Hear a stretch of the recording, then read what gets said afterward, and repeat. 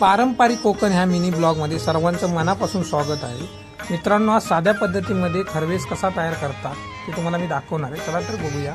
मित्रांनो, हे समोर घेतलेलं आहे, अर्धा किलो गूळ घेतलेला आहे, 50 ग्रॅम इलायची पावडर आहे आणि एका करवंटीचं पूर्ण चून काढून घेतलेलं आहे आणि हे 1.5 लिटर दूध आहे।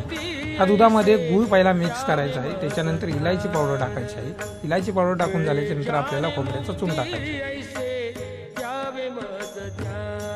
आता मिक्स करत आहे, बघा कशा पद्धतीने मिक्स करत आहे।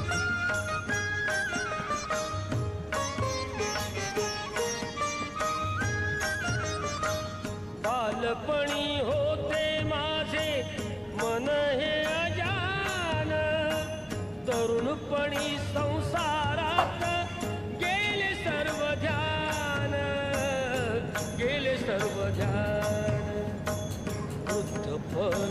आता हे मिक्स करून झालेलं आहे। आता आपल्याला चुलीवरती टोप ऑलरेडी ठेवलेला आहे आणि त्याच्यामध्ये हा टोप ठेवायचा आहे आणि साईडने 2 चमच लावायचे आहे आणि ह्याला झाकण मारून फिटिंग ठेवायचं आहे आणि अर्ध्या तासामध्ये आपला खरवस तयार होतो। बघूया आता कशा पद्धतीने तयार होतोय तो।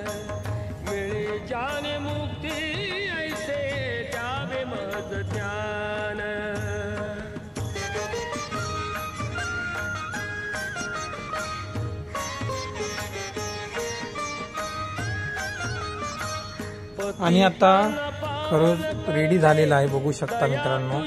आणि आता आपण ताटामध्ये घेऊन टेस्ट करून बघूया। एक नंबर झालेला आहे, विषय हाड भावांनो, जास्त गोड पण झालेलं नाही। आपली रेसिपी आवडल्यास लाईक करा, शेअर करा आणि आपल्या चॅनलला सबस्क्राईब करा।